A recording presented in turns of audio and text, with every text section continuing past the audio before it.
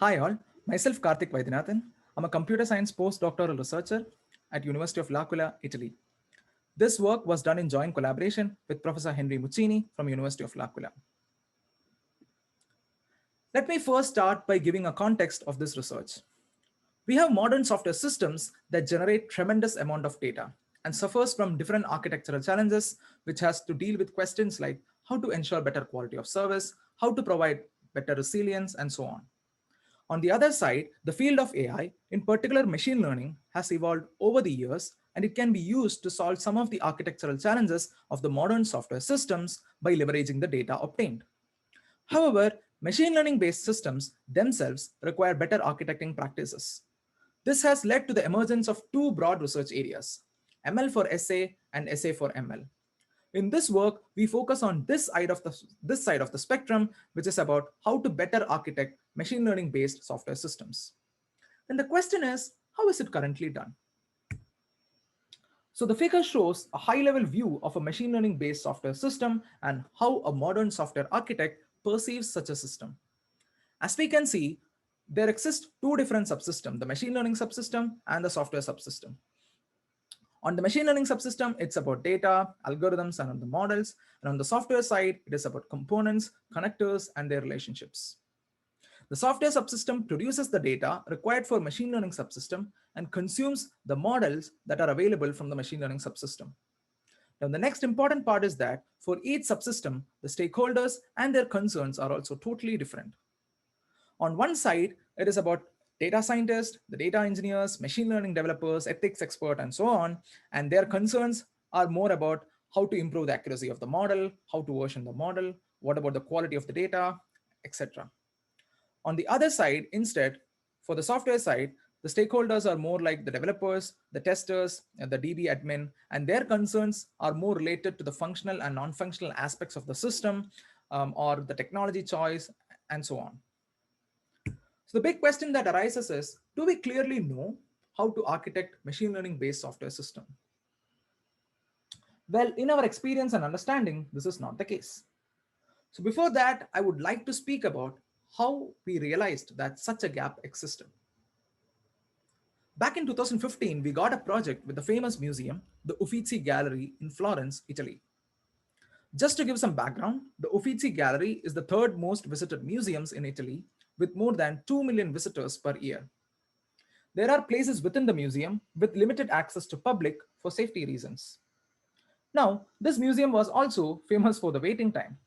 So sometimes people even had to wait up to 4 hours before they could enter into the museum. So the goal that was given to us was to create a software system that could reduce the waiting time of the visitors. To achieve this goal, we first created a big data based IoT infrastructure where we used different types of IoT devices to collect various types of data. This data included the data on the movement of people into the museum, outside of the museum, and within the museum. We then leveraged these data using different types of machine learning models to predict the amount of people that could enter into the museum in a given time slot. For this, we also took into consideration the human factors. For instance, the pattern of visits by a group of people in a museum can be different from a pattern of visit for a family or that of an individual. Also, specially abled people or old people have to be given different priority. So all these aspects had to be considered. So as a result of our efforts, we were able to create a software system that could reduce the waiting time from hours to just few minutes. And as you can see from the image, how the queue has been reduced before the system was deployed and after the system had been deployed. And this attracted a lot of attention both from the national as well as the international media. However, during this process of software development and even after the process of development, we realized that there is a lot of things that we miss in literature as to how to architect a machine learning based software system. Based on this experience and our expertise, we identified four main areas of software architecture that requires better attention both from the research as well as from the practitioner community. This includes architecture framework, architecting process, self-adaptive architecting, and architecture evolution. Let us look at them one by one. Let us first look at the architectural framework. So architecture framework is targeted towards a community of stakeholders or for a specific application domain. So going back to the figure that I had shown in the previous slides, we know that in a traditional software system, the stakeholders and concerns are totally different to that of a machine learning based software system. Now, over the years, different architectural frameworks have evolved, and we can take example of one of the most popular one, which is the 4+1 view model. Now, if you see this architectural framework, there are different views to capture the concerns of different stakeholders. Like we can build use case diagrams to capture the scenarios. Then we can capture the dynamic aspects of the system using the process view by us using sequence diagrams. And this goes on. But in the case of a machine learning based software system, we may need something like this to capture the concerns of the stakeholders who are more from a mathematical or a cognitive science background. This includes people like data scientist, ethics expert, and so on. Then in that case, we might need something like a learning view to capture the learning algorithms and their interactions with the software components. We may need a data view to express the quality of the data, the quantity of the data, the types of data we need, and so on. So going back to the Uffizi experience, we had multitude of stakeholders ranging from IoT experts, statisticians, operational researchers, software developers, and the list goes on. And each of their concerns were totally different. So we had CAPS modeling framework to model the IoT architecture by modeling the space part, or the software part, and the hardware part. However, we didn't have any framework to capture the machine learning concerns. So we believe the way forward for the community is to first identify how to define an architectural framework for machine learning based software systems. Or rather, if there is a software system that has been built using a particular architectural framework and you need to integrate a machine learning based system which is built using another architectural framework, then how do you establish correspondence rules between the different architectural framework? Similarly, if suppose we want to integrate machine learning to a legacy software system, is it then enough just to add additional viewpoints to the existing framework that is already used by the legacy system to capture the machine learning part? Okay, so the second area that we want to focus about is about architecting process. So the first step of architecting process is the architectural design. As we have already seen, we have the software subsystem and the machine learning subsystem. So where should we start the architectural design from? Should it be the software or should it be the learning part that drives the architectural design? The second step of the process is the architecture analysis. So traditionally, we make use of queuing networks or quantitative verification techniques to verify systems that exhibit a stochastic behavior. However, here the machine learning model itself has a probabilistic nature. So how can we perform the analysis? The third step is about the realization of the architecture. Most of the modern software development follows an agile methodology. However, machine learning has an increasingly iterative development style, which is not necessarily incremental. So how can we balance between the two different development styles, the development teams, and the organization of the teams? Finally, the fourth important part is architectural representation. So traditionally, we make use of UML diagrams or even simple box and arrow diagrams as we call for representing architectures to business stakeholders. Now with ML, we may need better ways to represent the architecture and how the machine learning process works to a business stakeholder. So in the case of Uffizi, while we had to architect the system, there was this continuous interleave of decisions between machine learning, software, and hardware. For instance, sometimes we may had to collect specific types of data, and that required us to deploy specific types of sensors to ensure that this data is collected. Also, since two different teams work in a totally different way, many tasks had to be linearized. So we had to wait for the machine learning team to finish before the software team could proceed and so on. Then another important thing is that both the teams had to learn some jargons of each other. For example, the same word feature has different meanings for the machine learning team and the software team. In essence, we felt that there was no systematic process to ensure smoother working of the team or for the smoother development of the system itself.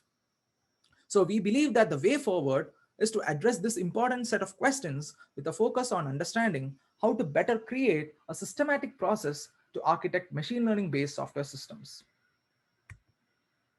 Now, the third area is about self-adaptive architecting. So in simple terms, a self-adaptive architecture equips the system with the ability to autonomously adapt the architecture based on different uncertainties. Now, from our experience, In a machine learning based software system, such adaptation can be divided into different sub-areas. The first one is about using machine learning for self-adaptation. As we see in the figure, we could use machine learning on the top of a MAPK loop to predict any uncertainties and then further adapt the architecture. However, machine learning suffers from accuracy issues and hence the decisions made could be wrong. So how do you handle it? The second sub-area is about architectural adaptation for machine learning, where the components consuming the machine learning model could be adapted to guarantee the overall quality of service. For example, as we see in the figure, different machine learning models could be used for the same purpose, but they might offer different metrics in terms of accuracy, CPU consumption, and so on. Then the architecture could have mechanisms that can enable components to autonomously switch between the different models to ensure that the global quality of service is satisfied. The third sub-area is about architectural adaptation of machine learning. As I said, machine learning suffers from learning bias and accuracy. This means that during runtime, we can have mechanisms in place that can allow adaptation of machine learning architecture, maybe by adding a few neurons or removing some layers of neurons or by tuning hyperparameters and so on. So in our system developed for Uffizi, we were able to clearly see the importance of the first two sub-areas that I had mentioned.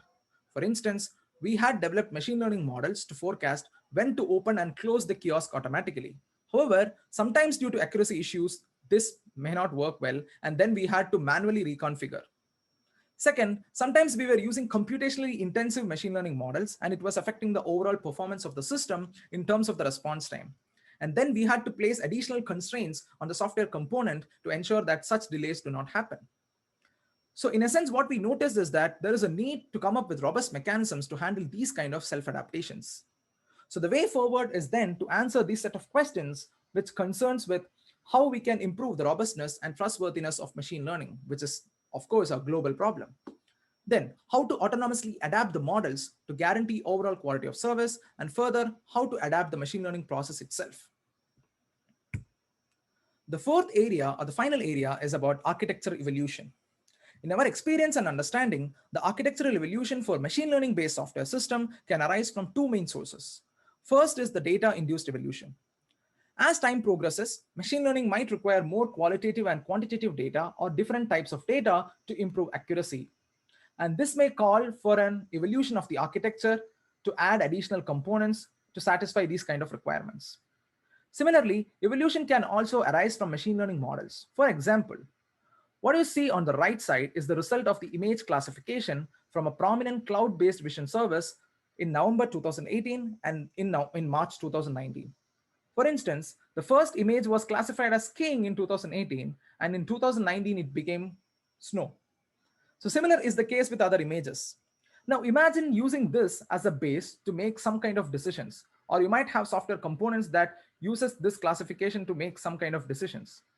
And it may completely be wrong with time. This means that components consuming the model also need to evolve to handle such changes. So in Uffizi, we generated museum-specific machine learning model with a very small error rate using the data collected for 2 years, and then the model was operational for 20 months on free Sundays. Now the COVID situation will change the way in which people enter the museum once the museums are reopened, and this may mean that we may have to collect additional data or add components to collect different types of data to improve our model.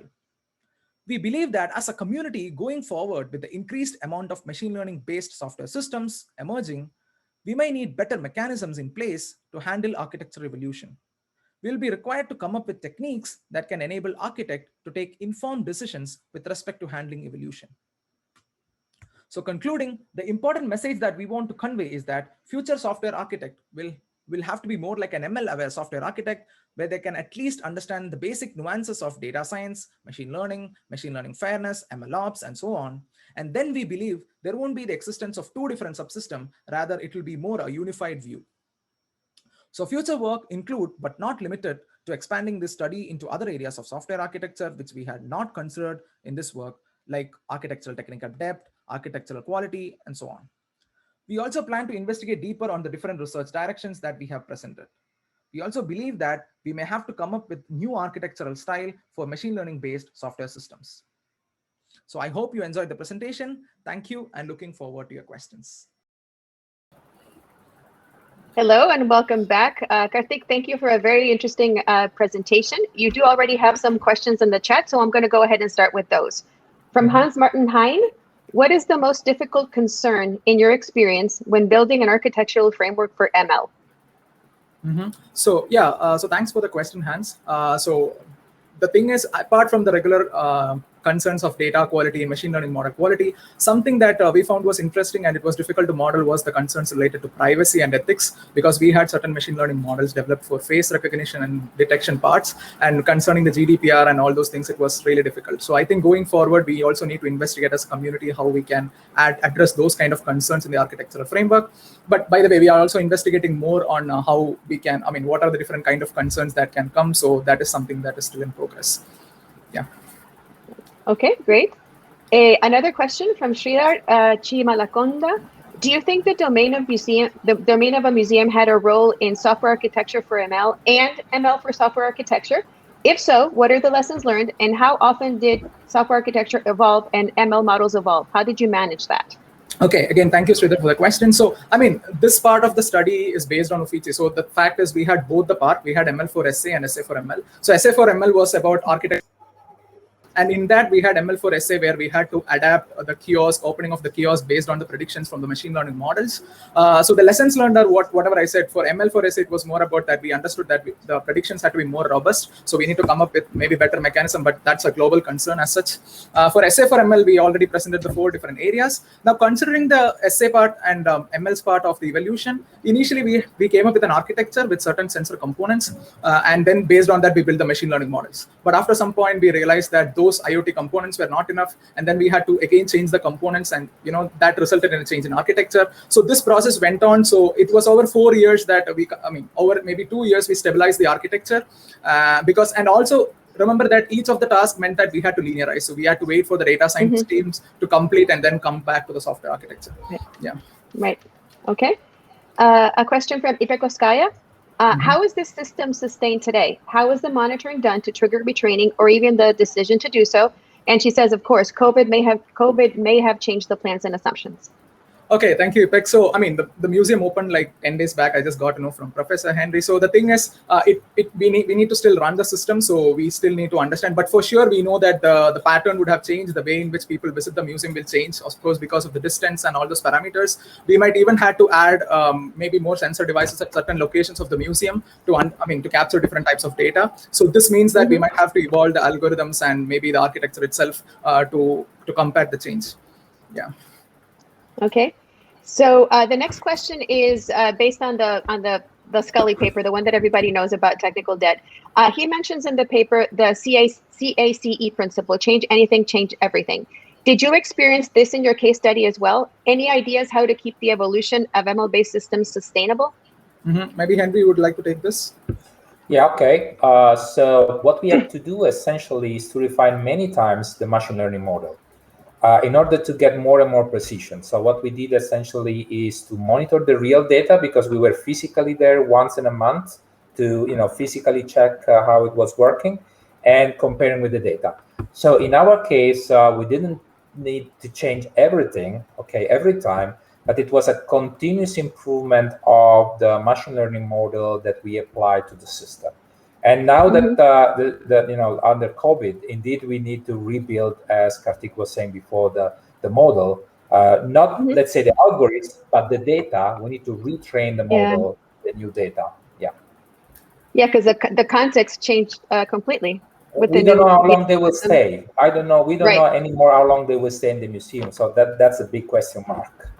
Right. Okay. We should have time for one more. About the observation that the software team had to learn jargon from the ML team and vice versa, there is apparently a need for common language between software engineers and data scientists. How would you propose to create such a language or common understanding? And you have 27 seconds of Karthik. Okay, so thanks for the question. But the idea is maybe, the whole idea of framework is something that I think we derived from that idea, because we understood that there was no way by which they could express their concerns and their viewpoints on the architecture itself. And moreover, I feel that we need to make the architects also a little bit aware of the basic nuances of the machine learning jargons, because most of the time software architect is not aware really of that. So in this way, maybe he can act as a central